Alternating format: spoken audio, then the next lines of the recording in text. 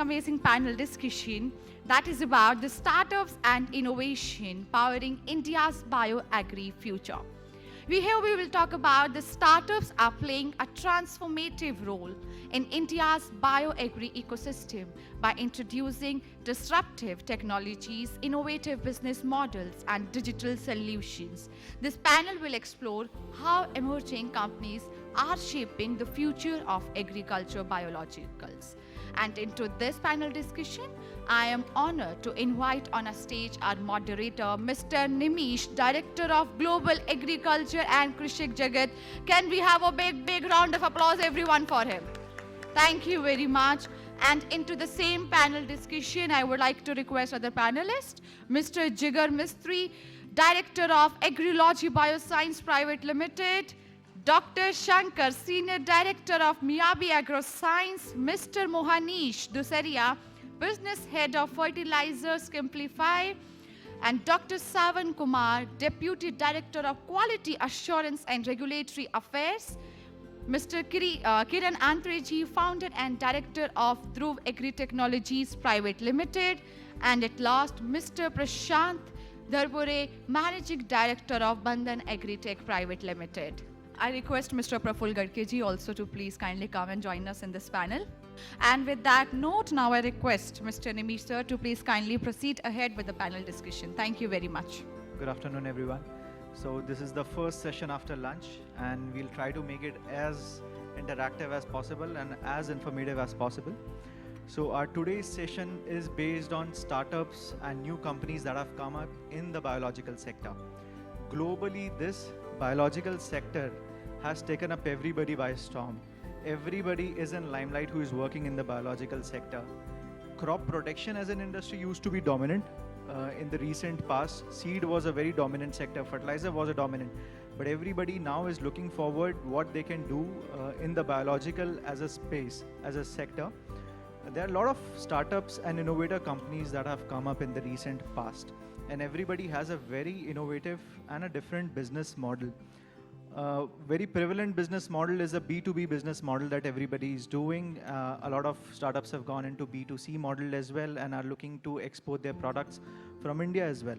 If we talk about the global scenario of this sector, a lot of biological companies or startups that came in are looking forward to be acquired by big companies, and we have seen that in the recent past, Syngenta acquiring a company very well known in the biological. Similar way, a lot of US-based biological companies are exporting their products to India because they have a proprietary research. So everybody is looking forward what innovations they can do in the biological landscape. For this session, we have a panel of experts. These are companies which have expertise in products and their services, and they are doing B2B business, B2C business. So I will introduce and then we will go into the discussion. We have with us Mr. Jigar Mistry. He is Director, Agri-biological Biosciences Private Limited. Then we have Dr. Shankar Gangadharan. He is Senior Director, BioAgri Sciences. We have Dr. Mohanish Dusaria. He is Business Head Fertilizer Simplify. Then we have Mr. Kiran Antre. He is Founder Director, Dhruv Agri Technology. Then we have Dr. Savan Kumar. He is Deputy Director, Quality Assurance and Regulatory Affairs at C6 Energy Private Limited. Then we have Mr. Prashant Dharpure, Managing Director, Bandhan Agri-Tech Private Limited. Further, we have Mr. Praful Gadke with us. It's coming. Okay. All right. So by the end of this session, we would want to have answers of how these startups are doing their innovations and bringing in the best products. So by the end of the session, we would want to know that how startups are working so quickly and getting into the market, how are they leveraging equity, and how are they focusing on investments within India and in the exports. How are they prioritizing revenue as well as innovation both at the same time?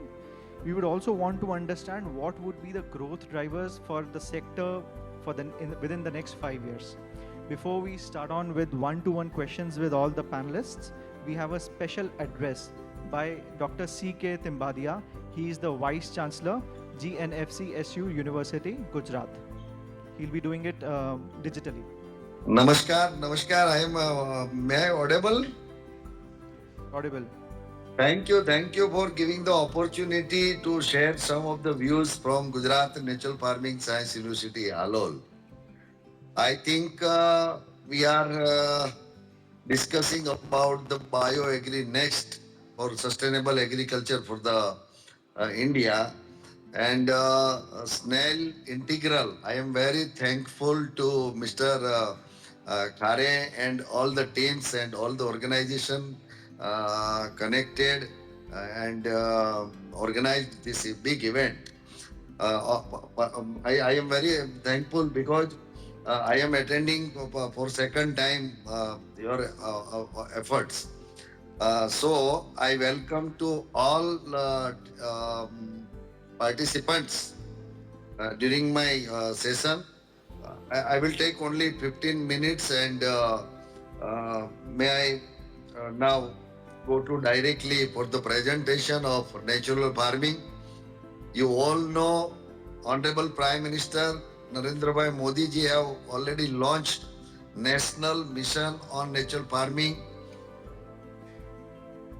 in the India and started to cover all the states under natural farming.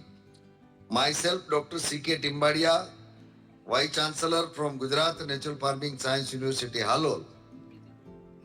My screen is visible? Yes. Our main mission is healthy Gujarat and healthy India. Vision, prosperity through natural farming, and objective of our university is extension, research, and education.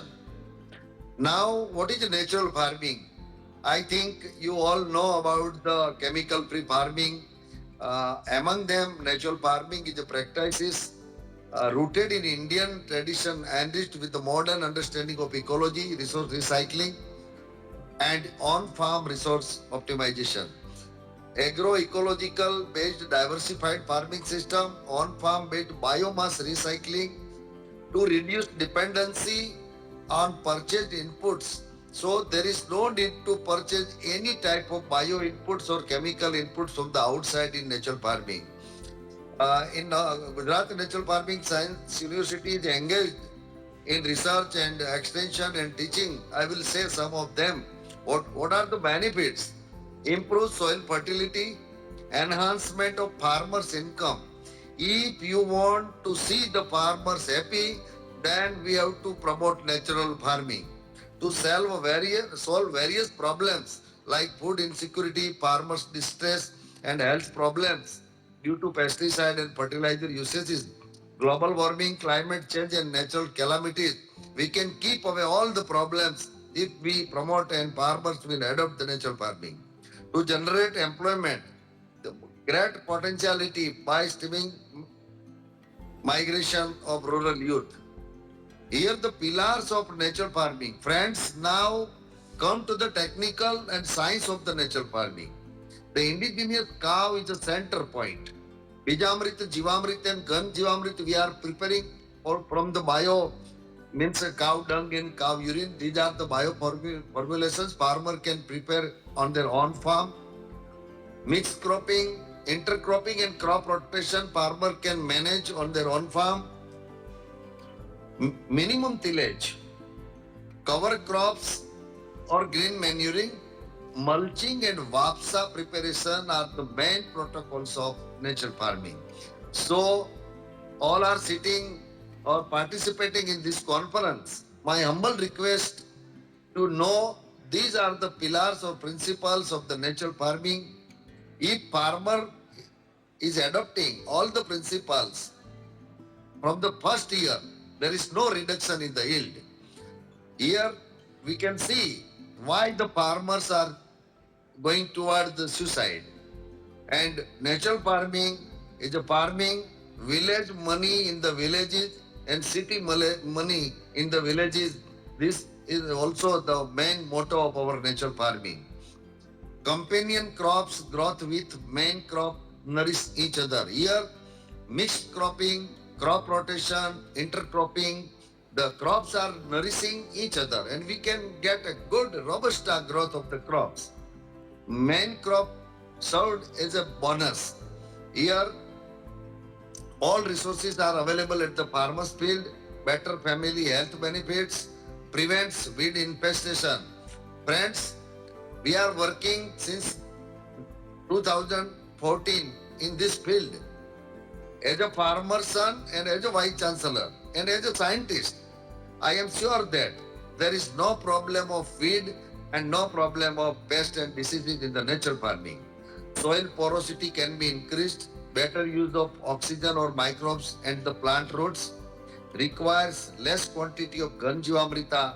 So there is no need to add huge quantity of manures in the field. Pest and disease management can be solved. Heavy loss of beneficial organisms we can prevent. No health issue. Wider adaptation of environment due to use of indigenous variety. So there are many benefits of the natural farming. Reduces the cost of cultivation. You know, farmers main the cost is chemical, pesticide, and fertilizers and labor. In natural farming, we can minimize this. Water requirement is also low. Risk of farming is mainly zero. Farmland can be improved or rejuvenated within short time. Safe and healthy food for family as well as society. Utilizing available cattle means desi cow is the main source of the natural farming. Helps in interesting growing needs of fertilizer and reduces subsidy load of the government. Now the main talk of the heart I want to keep to all of you. There is a wide difference between organic farming and natural farming. This difference may not prefer by all of you, but it is a scientific data that in natural farming there is no need to purchase any bio inputs from the outside, no need of bio fertilizers, no need of any bioorganic inputs. While in organic farming we are adding huge quantity of manures and the cost is much. Then even though incidence of pests and diseases is very less in the natural farming. While in case of organic farming, if farmer will not aware or we can means a loss of crop is there due to pest and disease infection. Here, no penalty of yield from the first year. Friends, you should remember that. My sentence is that there is no loss of yield from the first year if farmer would be adopt properly the principles of natural farming. While in case of organic farming, 3 to 4 years or even 6 years may take for the proper yield. You, here uses natural farm made pesticide means all the inputs farmers are preparing on their own farm. There is no need to purchase from outside. While in case of organic farming, we are purchasing, so cost is going up and up. It is almost in zero budget. Natural farming is nearer to zero budget because nature is helping for the yield. While in organic farming, there is a huge cost in organic farming. Emphasize increased biodiversity in the natural farming, less emphasis on specific biodiversity practices in the organic farming.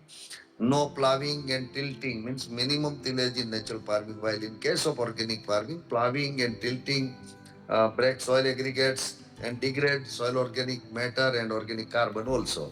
Increase water resilience by WAPSA creating in natural farming is rate of higher, while in case of loss of water resilience because of low organic carbon and without mulching. So, dear friends, in natural farming, we are increasing the organic carbon in the soil, and you know the benefits of the natural organic carbon. Now, I want to visit all of you, a flying visit to Gujarat Natural Farming Science University in Gujarat. You know, Honorable Prime Minister's vision was the main theme for the establishment of this university, and Gujarat Sarkar is supporting much. And Honorable Governor, sir, our Honorable Governor Acharya Devratji is taking much pain to promote the natural farming in the Gujarat state.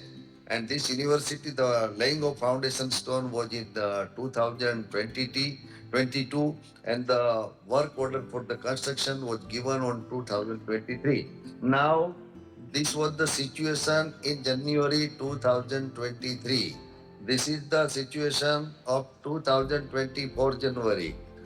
This picture realizes you January 2025, and today means January 2026. You can see the winter crops on the farm. So within short time of span, natural farming increase the growth and everything in the field. University already started with all the constituted committees. University also contributed syllabus preparation from uh, Balavatika to PhD, and I am very much thankful to Honorable DC ICR because he permitted, he notified that all the state agriculture university can start BSc natural farming, and the syllabus of MSc and PhD is also in the process of when PG syllabus is completed. PhD will be completed in the July. So I want to say that in Gujarat, government of Gujarat has taken many steps from Balvatika to standard 12, and after 12 there are two colleges under the Gujarat Natural Farming Science University. BSc Natural Farming and MSc Natural Farming are already started. So this is the information for you, and more than 150 students are nowadays taking their education as a BSc Natural Farming and MSc Natural Farming. These are the construction views. You can see the infrastructure already completed and in use for the undergraduation and post-graduate. These are the second phase construction. These are the third phase construction. And overall view of the Gujarat Nature Farming Science University is like this. Now we have created so many farmers field as a KVK center. In 33 districts, we have established 40 farmers training center. We have worked with 19 states, and we are also connected with more than 9 countries by virtually. Cropping system and research plots. I want to display. This is the summer crop. You can see the crop growth. Today, 42 or 43-degree temperature in Gujarat in Halol. Even the crops are in a very good condition. You can see the groundnut, sesame, and and bajra means pearl millet and millet crops. Positive millets we have grown. These are the bunties and these are the pearl millet with pulse crop. You can see all the crop condition. You can you can the pearl millet crop in the experimental plot. These are the sunflower crop. You can see the growth of the sunflower under summer situation. These are the university farm. Within 2 years, we regenerated the soil, and the microbes and earthworms are more in our soil. And very less means the principal Bijamrit, Jivamrit and Gan Jivamrit added into the soil from indigenous cow bioformulation prepared. 1 ton to 2 ton per acre Gan Jivamrita and 400 liter of Jivamrita per irrigation we have given. And majority this crop is with the mixed crop of pulse crop or leguminous crop. You can see the different other plots nowadays. These are the sorghum plots. We got a good yield of the sorghum also. These are the onion and vegetable. In Gujarat condition, we can grow, and many farmers have grown up the vegetables and all the crops in the on the farm. You see the growth of the crop. And in a winter season, we have grown up the wheat crop and gram crop. You can see the funnel spices crop. These are the other crops. You can see only the crop on our farm. So in short, I want to say that there is no reduction in the yield from the first year if we can follow all the principles of the natural farming. And the principles are the protocols, PMDS, pre-monsoon dry sowing, then Bijamrit, Jivamrit and Ganjivamrit bioformulations we are using, prepared from the cow dung and cow urine. Farmer can prepare on their own field. These are the spices crop. These are the pulse crop. These are the different castor crops. I think all the crops we have tested under natural farming situation and gave the yield good as well as better than the chemical farming and organic farming, and the budget means cost is very low. These are the other crops we have grown in the university farm as well as our research centers, the rice field. Another thing is during the climatic change, uh, crop is protected from the adverse condition. There is no loss of any climate change situation. Many time we are in the these are the comparative research on increased yield enhancement quality. We have also compared organic farming, natural farming, chemical farming, and control. You can see the data. The yield is higher in the natural farming, and the cost is very less in the natural farming as compared to chemical farming, and 4 to 5 times lesser as compared to organic farming. So we have to see the income of the farmers also and the need of dependency of the inputs from the outside. These are the maize crops. The finally output is that 400 liter per acre Jivamrita we are recommending to the farmers in per irrigation, and one Jivamrita only 1000 kg. If farmer is replacing chemical farming and first year he can add 2000 kg. There is no need to add huge quantity of compost in natural farming. This is already proved. In our Gujarat, four agriculture university have taken the experiment since 4 years, and the abstract of the SAUs of Gujarat is that there is no reduction in the yield, but the cost reduction is considerable in natural farming as compared to chemical farming and organic farming. The result of Junagadh Agriculture University, Junagadh of the Sardar Kushinagar University, and Navsari Agriculture University all have proved their crop. There is no reduction in the yield. I think these are the good result from the farmers field. We have taken 20 samples and we have analyzed before adopting natural farming and after adopting natural farming. Before adopting and after adopting, the data is saying that there is a decrease in bulk density and increase in organic carbon. Just like all the microbial population also measured, you can see majority of the higher microbes were found in natural farming samples. You can see the P, K2O, nitrogen, and availability of micronutrients are very good in natural farming sample plots. So, yes, these are the farmers field. You can see immediately these are the farmers field. Only 2 to 3 slides are there. The farmer, you can see the quality of horticulture crop as well as oilseed also. These are the, if we will not take care, then the problem will be there. Clouds are transporting pesticide and chemical from one place to another place. Pesticides of cloud. Arsenic and aluminum is found in many wheat and rice sample. You can see the decrease in the nutrient content. So natural farming is the day of the demand. We should move. Gujarat Natural Farming Science University has established all the laboratories, facilities at our university, and the research is going on. We are also identified the Lampito, Maurice's earthworm, very active in soil. You can see the data.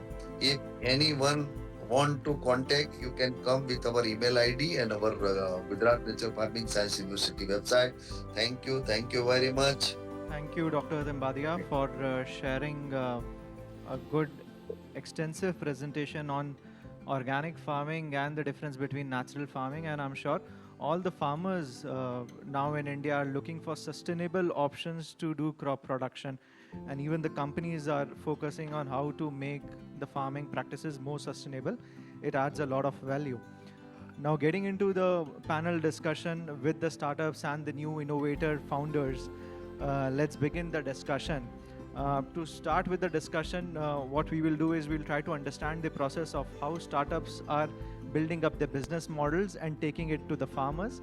In the second part of the discussion, we will take how founders are moving extensively and deepening their reach among the farmers and doing exports as a business. So on this, my first question is to Dr. Sawan. He is Deputy Director, Quality Assurance and Regulatory Affairs in C6 Energy Private Limited. So Dr. Sawan, C6 has pioneered seaweed innovations and you have been in the market for 15 years, probably very innovative when we look at 15 years from now. How important is regulatory clarity before you bring in a product in the market? Yeah, thank you, Nimesh. I think it's very good question and it's talk of the town in biostimulant industry. Just to give a background, C6 Energy was founded in 2010 by graduates of IIT Madras, and we have been operating as a startup, and since last couple of years, I think we have graduated to MSME. So I think when we started, biostimulant was a very new terminologies, because back then there was no regulations and product was being sold under unregulated category. Anybody was selling anything packed in a bottle, and farmers were being benefited, and at the same time they were feeling cheated as well because of overnight players. And there was no regulations across the globe. It's only in last decade, I would say, the whole of the world, including India, has recognized biostimulant as an important agricultural input apart from pesticide and biofertilizer. And with time, every country is taking it seriously and framing regulations around the products. And thanks to our government of India, who has taken up this issue very seriously in 2021. And now, as we stand today, we have more than 300 products registered. Now coming to the question, regulation, of course, it is one of the most critical factor if a startup wants to step into market outside India. You see, regulation, though in biostimulant, it is being under process of being framed, but still there's a lot of diversity across the globe. Some countries like Europe have very defined regulations, but still countries like US, they still recognize biostimulant under fertilizer regulation. And talking about Asian countries, some of the countries like Philippines have defined biostimulant, but again, countries like Vietnam or for that matter, Thailand, they are still, considering biostimulant as a fertilizer. So there's a huge diversity. And if you want to step into the biostimulant market across the globe, so first and foremost factor is we need to understand what is the timeline you are working on, because registration of timeline, registration of biostimulant has a very broad timeline in countries like Thailand, or LATAM countries like Chile or Peru, where you can get into the market just by being compliant with on the label as per the local regulations. But if you want to enter into Europe, there's a whole set of trials one has to conduct, which may need maybe 1 to 2 years and hefty amount of investment as well. And if your molecule is very, very new to the market, then you have to again pass through something called REACH registration. Some of you, if you are into this domain, you might understand. And it comes with a lot of money, of course. And of course, the startups has this factor of finance they're always limited with. And to expand their the horizon into global market, they need to depend on investors, right? So it is very important that whichever country you are entering into, you have to make your strategies based on the timeline of registration, cost of registration, and choose your country as a launch pad very, very critically, so that you can succeed and the investors can look at you in a very positive manner and do not undervalue your valuation, and you can succeed in the market gradually. Yeah. Thank you. Thank you, Dr. Sawan. So we have understood the regulatory clarity that is required. Now again, all the companies that are coming new into this, Mohnish Dusaria, he's business head, fertilizers at Simplify. So Mohnish, we want to understand how as a company or as a startup, a startup can access high quality raw materials for biologicals. Right. This is accessing the materials and the raw materials to export. See, Simplify is doing different kind of business, like B2B we are doing, P2P we are doing. We are also into the B2C business, and our major focus is on the exports. So availing the material, raw material with the Indian standards, it's very easy. Lot of peoples are there, those are producing a lot of different type of raw materials with different qualities. But for exports, we are having some troubles. What happens?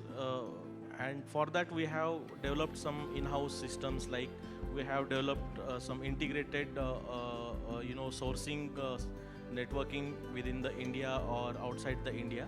Then certain quality parameters are there that we are strictly following in in-house system. Apart from this, traceability is the big thing. Simplify is an asset-light model company where we do not have a lot of things with us to recognize the things as it is original or not. So what we are doing, we are associated with a lot of different companies, and we are depending on them. But we are following the strict standards, and we don't have dependency on the single suppliers. We do have a lot of different suppliers with the different qualities, and internal system also very strong with us, that we are doing in-house quality testings. Then after the approval from our integrated quality department is there, integrated manufacturing department is there in the Simplify. So and what is the most difficult part in the exports, because our concentration and 100% focus is on the export.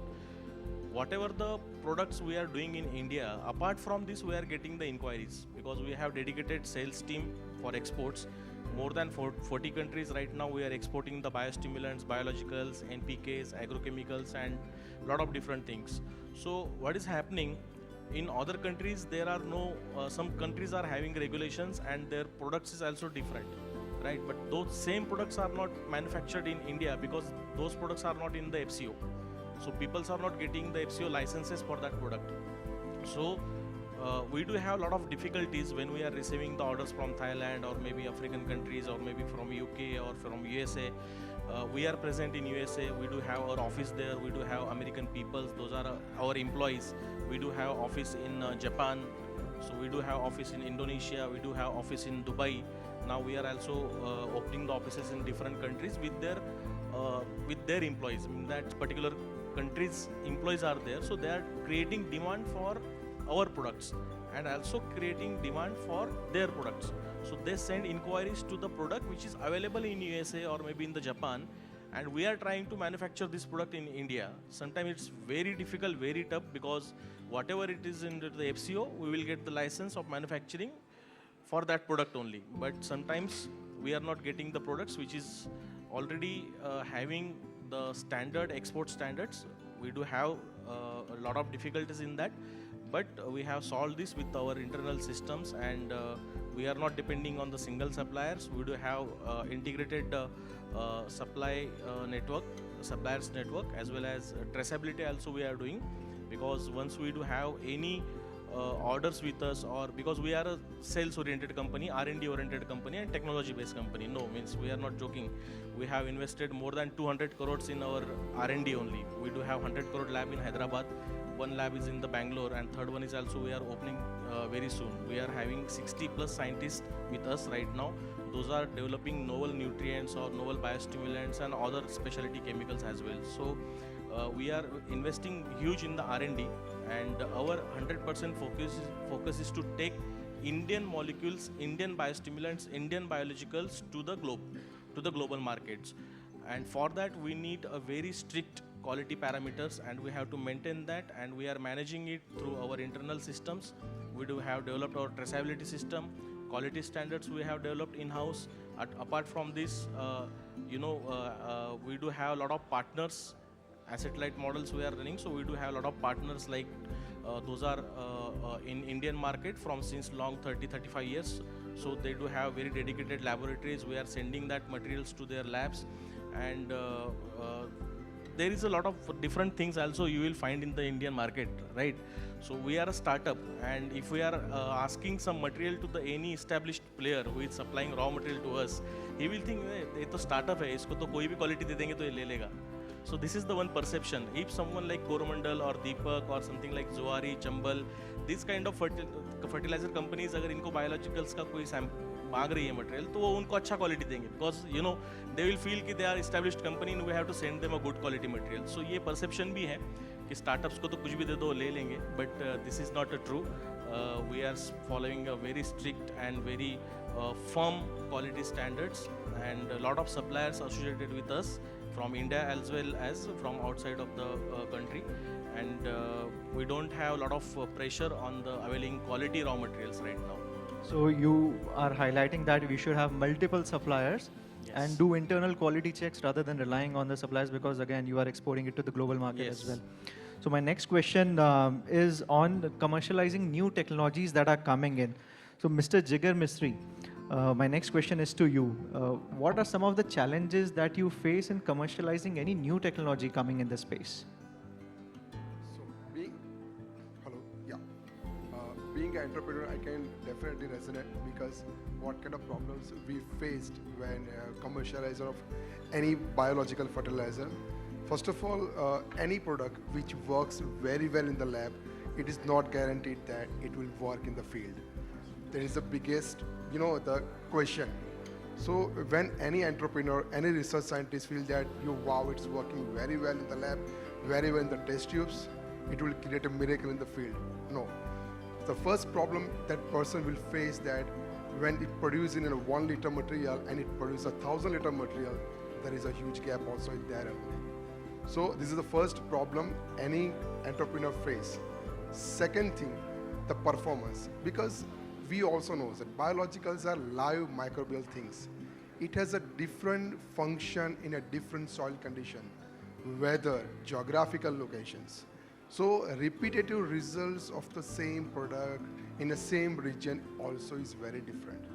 So that is the biggest problem with any entrepreneur. And third thing, after all, any company, suppose if you want to grow like in multi-crores, then it should focus on the exports. But in case of biological exports, it's extremely difficult, because exporting any biological material in a different countries is highly restricted. The importing country needs some biodiversity certificates. Even many entrepreneurs do not know from where they should get the biodiversity certificates.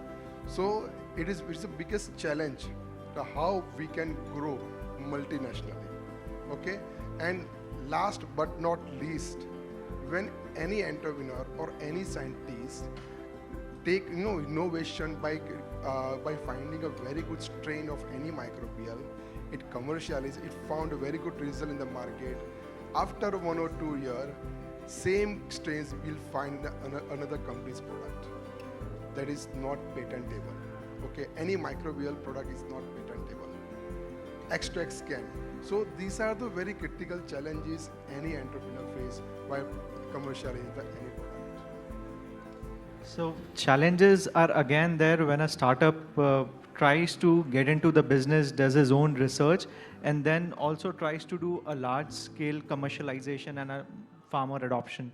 So I want to move to Dr. Shankar and want to understand, how do you balance out between doing a research and also at the same point of time going to the farmers and doing a large scale farmer adoption to build a brand and to get the results on the field?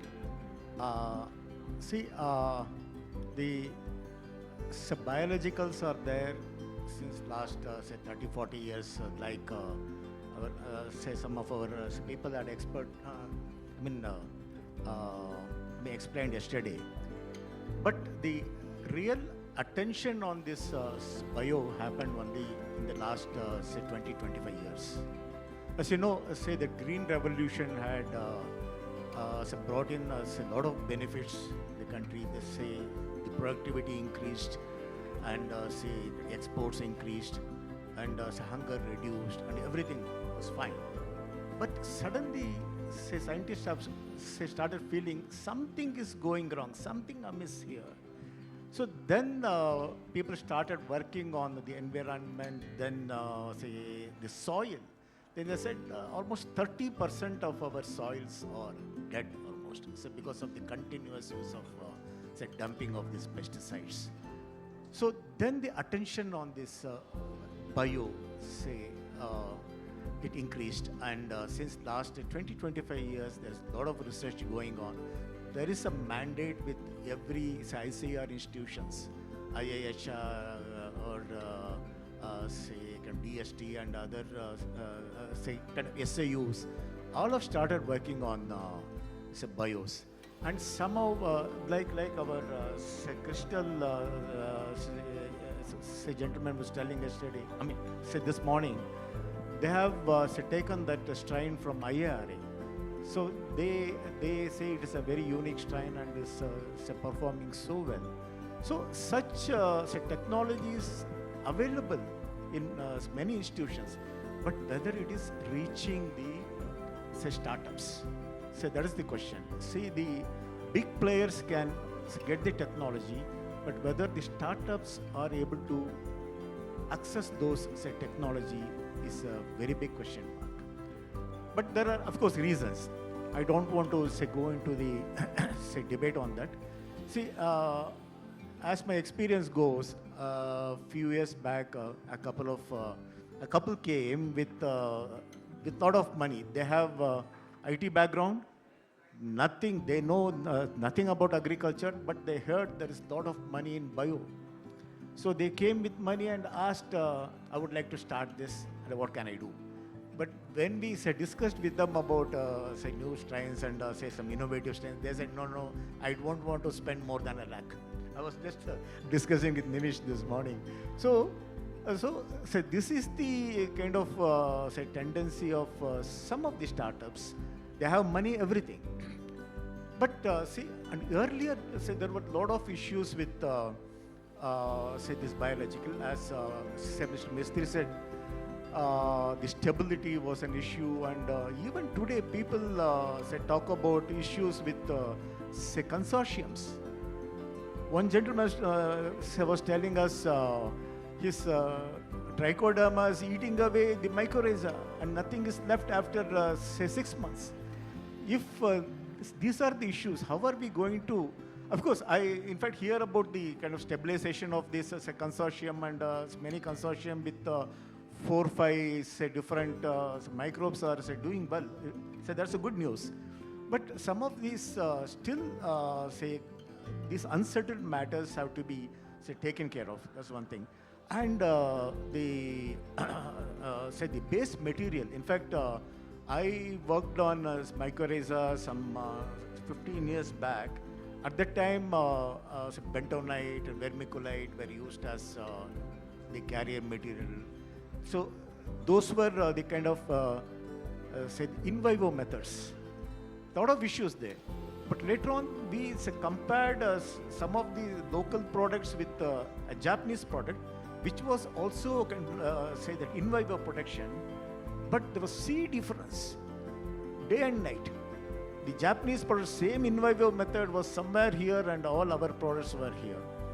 So then our people started looking at, say that atapulgite, which was the carrier material for that microbe, say the Japanese mycorrhiza. Then they actually procured it from Gujarat, say 20 microns. I think some of you must be knowing this as a company. They procured atapulgite from this company and started working on. Still, it didn't give any kind of satisfactory. So we have to bridge all these gaps in our research first. Then how to scale it up? Again, the issue is big players can do very well. They can scale it up immediately within a couple of years. But again, the small players have to struggle for it. Then everybody is going for only grapes where it is being used. So we have to look for other crops where there are opportunity, or create opportunities in the other crops, and try to have your own say niche built in there, and create say some partnerships with other organizations, and say we can do well. So this is what I feel kind of overall the situation of the say startups today, and how to say scale it up is again a challenge, and somehow we have to do it. That's what I feel. Thank you. So, thank you, Dr. Shankar. Scaling is a bit difficult for the new companies entering, and you would want to understand more on how founders are scaling the products, because when a new company enters, nobody knows, the distributor doesn't know you. How do we develop that relationship? So, Mr. Kiran, as a founder, it has been a tough challenge, and it is always a tough challenge to enter the market and approach a distributor and then get your products to the farmers. Please help us understand how you have been doing it and what are the few challenges that you have faced when you move on the ground. Hello everybody. I will share my one experience. I started my career in the agriculture industry since in 2011. From that, I noted in my this career, farmer believes that what he sees, means for he seeing is believing. Whenever I went to the farmer, dealers, distributors and connect with them and also share with them some kind of experiences, what I hear, they want to know what is your technology, what is your product and what are the benefits of that products. So first of all, we have to aware about that, all the technologies, all the products and all the things related to it. After that, we have to demonstrate it. After demonstration, farmer is seeing results before and after. After that, the things are going on. And in between this is the first phase. Now second phase comes, whenever we are going to the market, we have to be a consistent. Means what happens nowadays, new startups are coming and they are giving technology awareness, products awareness, but they are not supplying consistency, not meeting the farmers, not doing awareness of that products, that technologies consistently. So that's second point was most important. You have to be a consistent in the market. And third point, whenever you have doing first two things, and third one is the most important, you have to document it. You have to share all those experience to everywhere, and you have to share all those awareness about that product and technology to build the trust between farmers and to build the trust between your dealer, distributors or any other companies. So this is the right way to do all the things, to create a trust between farmers and dealer distributors about your technology and about your products. Thank you for sharing, but this again requires a lot of time and consistent effort again. So I would also want to understand from Prashant that when you come into this kind of business and you are entering a market, what kind of investment it involves and what kind of how long you can go on building the trust before the market accepts you. So like Dr. Kiran said, that investment and consistency is very much required. You have to be on the ground again and again. You have to show results to the farmers, and then distributor network slowly gets built. You want to understand, as a founder, everybody invests in a business. Now when you go with a business mindset, you are expecting returns maybe in 2 years and maybe in 3 years, and then expanding your business to other geographies. When you enter the business, what is that lead period that you are looking at when you want to enter the business, and okay, this is the time I would want to generate returns for my distributors, for myself as a business, and want to expand? Yes. So at Bandhan Agritech, actually we are into the two domains. One is the banana exports and the other one is the agri input business, right?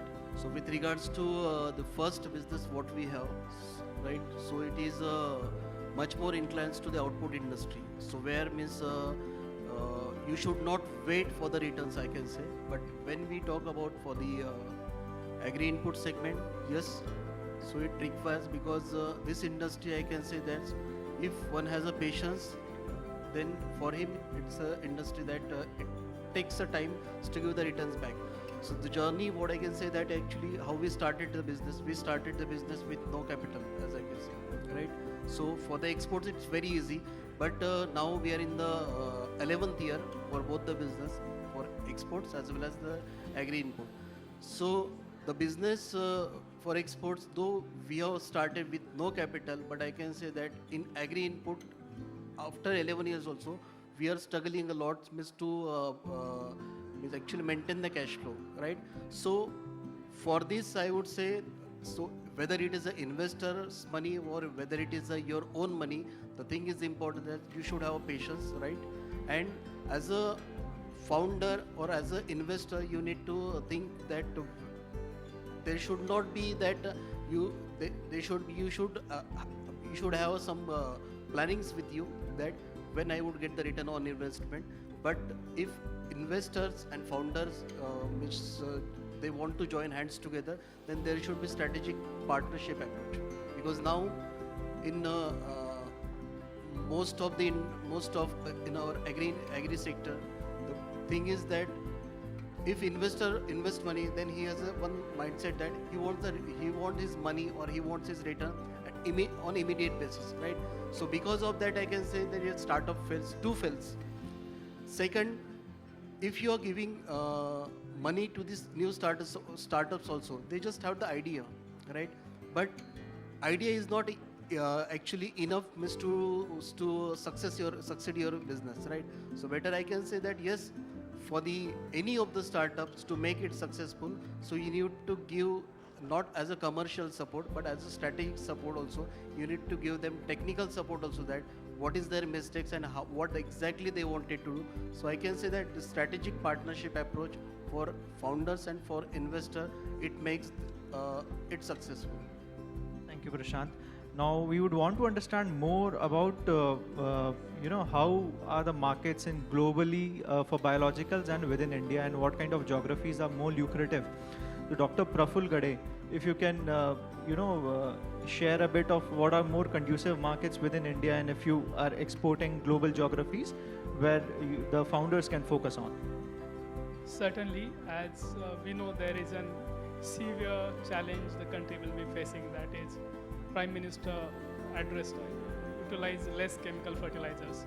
But here, this challenge and the severe issue is going to turn an good opportunity for the biological industry, and we can demonstrate what biological can contribute in building the nation, making the soil healthier. As an evidence, I would like to share what impact we have made with our work, with our patented soilometer product. We are the finalist of World Intellectual Property Organization, United Nations Challenge, and among the top 50 startups in the world. We are among the top 15 startups in the world. That is a global Planet First Innovation Challenge, and both the result we have received in this week. So this suggests what opportunities we have further for upcoming biological industry. As with the help of biologicals, we can reduce the application of chemical fertilizers, application of chemical pesticides. Those are hazardous to the nature.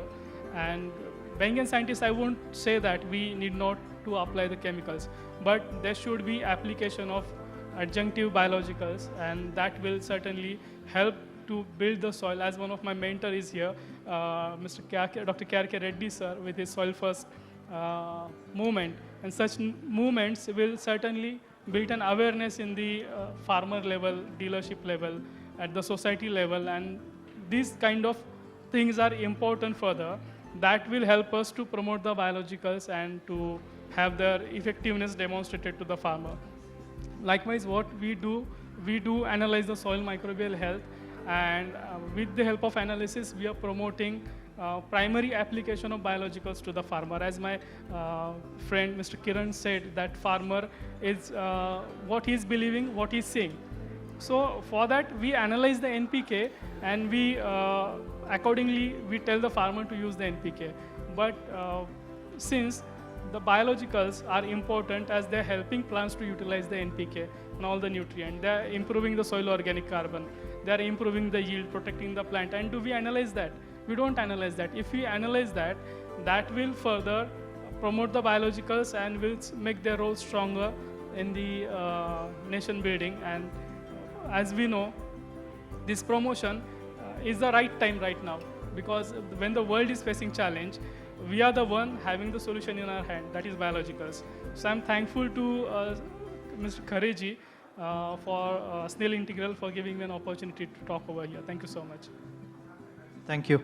So Mohinish, I want to understand what are the bottlenecks in scaling biological manufacturing for India as well as the global market? So we are enjoying a good business outside of India, since India is a small market for biologicals and biostimulants, but other countries are having a huge market. So on the daily basis, we are getting a lot of inquiries, multiple inquiries in a day, and we are trying to close at least couple of inquiries on the daily basis, right? So there are only couple of bottlenecks or challenges that we are facing. One is the registration process. Whatever the product that we are getting or we want to establish in the other countries. So earlier, Dr. Sawan also told that registration process comes with lot of money behind that to register the product, and lot of time, like 6 months to 1 year. That is the one challenge that we are facing.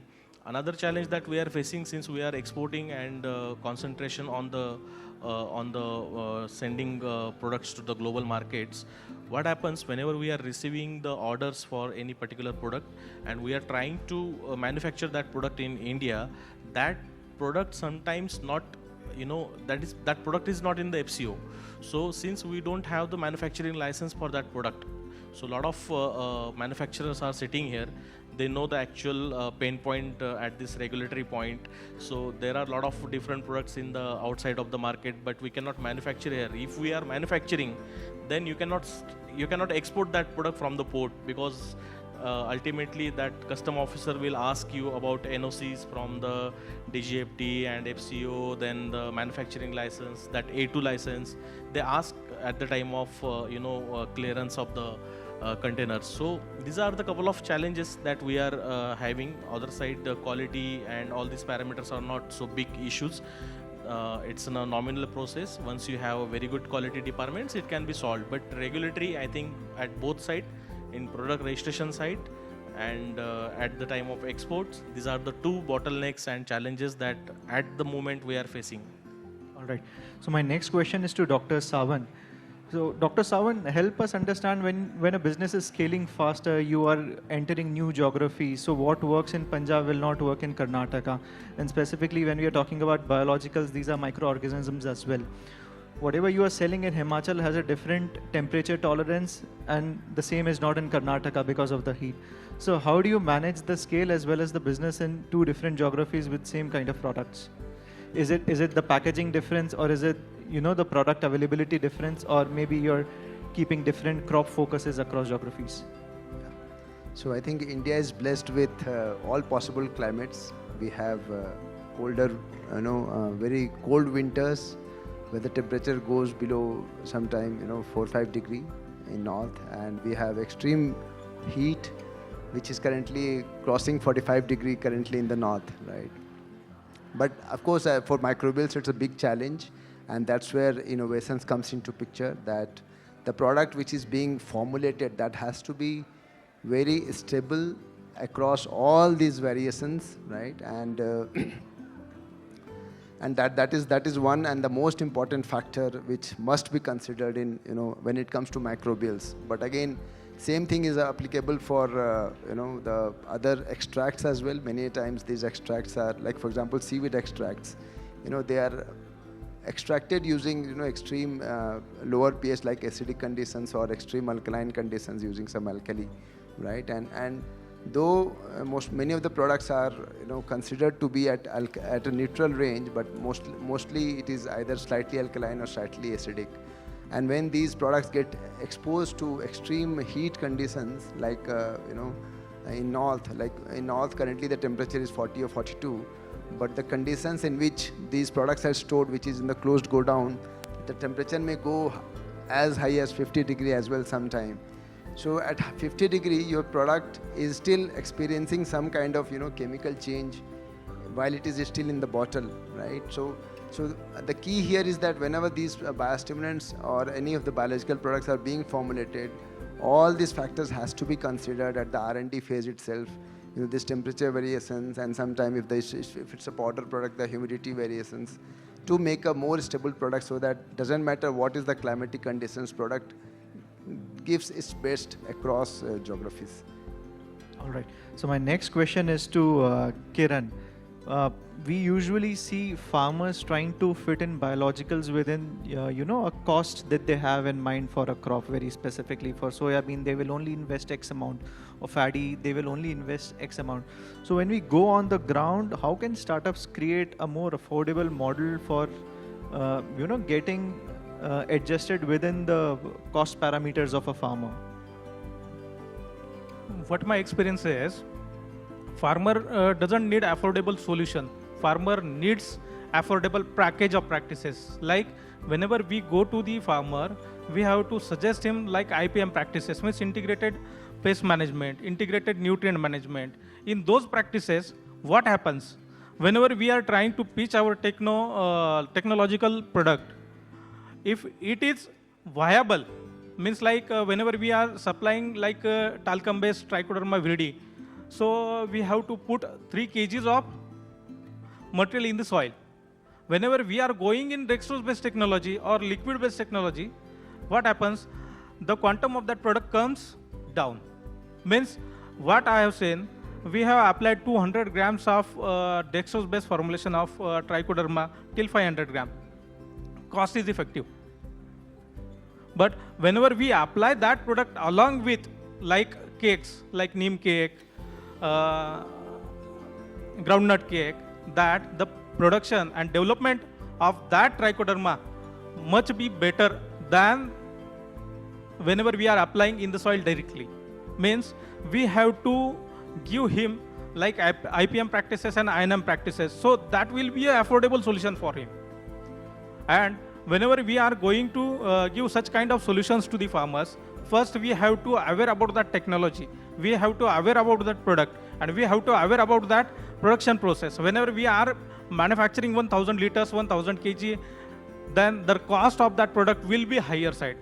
We have to plan it, we have to do all the things of the productions for the cost of reduction, and that will be the best solution for the farmer regarding cost management and package of practice management. All right. So we will take 2 more questions. I have one with Mr. Jigar Mistry. You have recently initiated a B2C business now. So we would want to understand, because you are new into B2C business, is it a more of a farmer education-led business, or it is more of a distributor-led push market strategy? Definitely, it's a farmer-oriented distribution. So it is very difficult, any biofertilizer products, when it is successful on the farmer level, then it is, your research is complete. So it is, I think, a decisive step for any entrepreneur when farmer approves his product.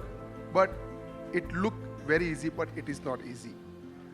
When you have to convince the farmer, you have to convince him. So you have to create a success story with the farmer, because we have to educate them. It is not like chemical fertilizers. It is guaranteed that ye dala to ye ho gaya, because it's biologicals, after all, they are alive, and it depends on the many critical parameters. So educating them is really very important to take any success of any biological products. All right. So Dr. Shankar, I would also want to understand contract research is a very crucial in the overall biological landscape. So how contract research can be utilized by startups within the ecosystem? How does it help? Sure.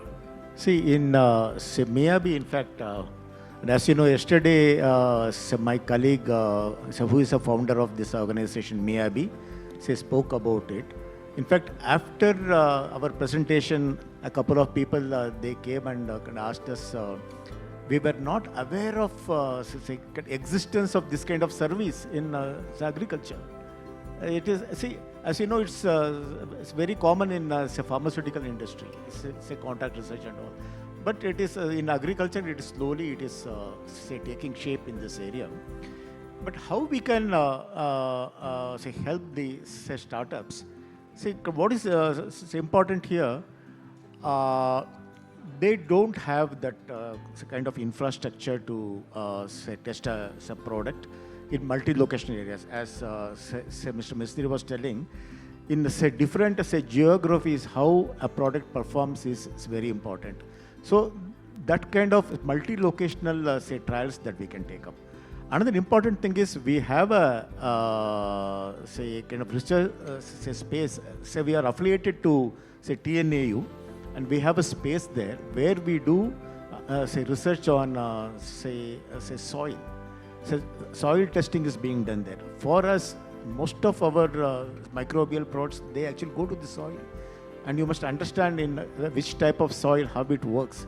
So this is a very important, say that insight that we can give. And say, beside this, of course, we do all other parameters like bioefficacy, say compatibility and safety, all these things we do. And also we help the startups to find the market and market research in case is required, we can do that. Most importantly, some people have asked us whether, say, you can get registrations for us in other countries. Surely it's possible, so we can do that. In fact, we have our presence in Japan, Australia, then Vietnam. Say shortly we are entering into say Thailand and Indonesia and Philippines. But I told them, say there is say one say important say thing you have to say, factor out. The quality of your say, produce is very important. Say product is very important for us to say take it forward. See, as say somebody said, there are say a lot of questions asked for export, and it's not that easy. But as you know, the Japanese market entry is very easy, provided your product performs superiorly. So that's a very important criteria. So we can say certainly help you in this area, and so whoever is interested, we can discuss. Thank you so much. So that brings us to the end of the panel discussion, but we would also want to understand from each of the founder here, we have 7 on the stage, that what is that one factor, if you can summarize in 1 or 2 keywords, what is that one factor that would drive the biological industry in next 5 years? You can answer in 1 to 2 words. 1 word is also okay. That would drive the biological industry in the next 5 years. Industry must be techno-commercial, not technology-oriented and not commercial. It should be a techno-commercial. So that will be easy for the market. So many words, but 1 or 2 words. I think collaboration between the universities and entrepreneurs will be give the great for the enhance the research-oriented products. Dr. And say it should be a great product, and say our ability to convince the farmer.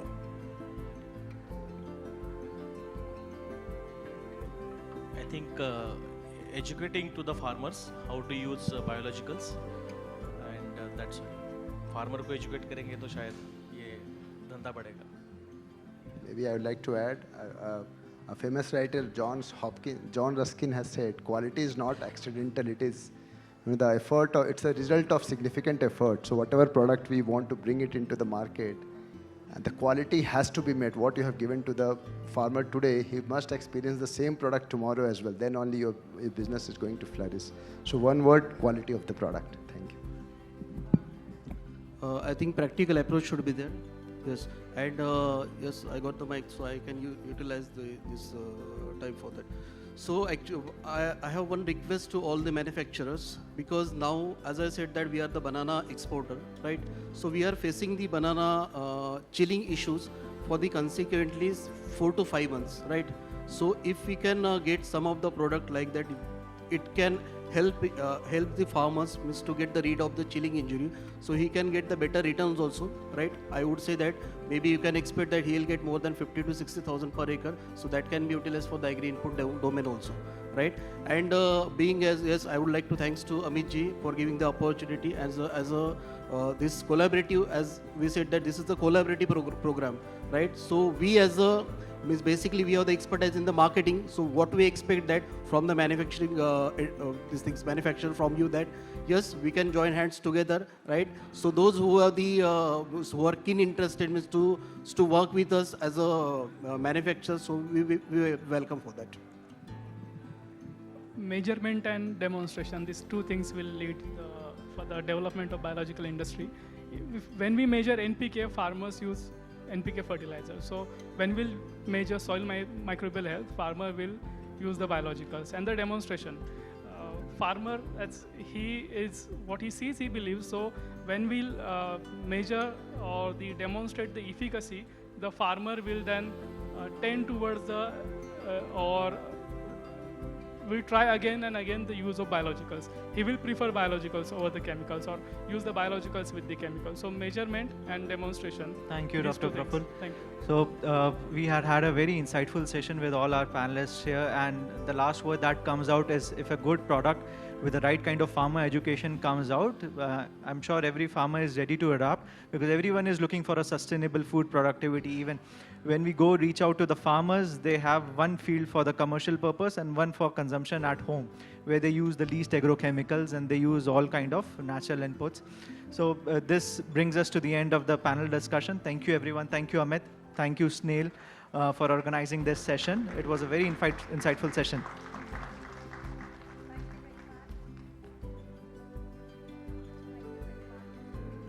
Such a great panel discussion, I must say that, and I was really hearing it out, and it was such a great interactive one. You really mentioned it in the beginning that I will try to make it interactive, and you did that so well. Can we have a big round of applause, everyone? And now I request our moderator to please kindly come forward and do the felicitations honor. Thank you very much.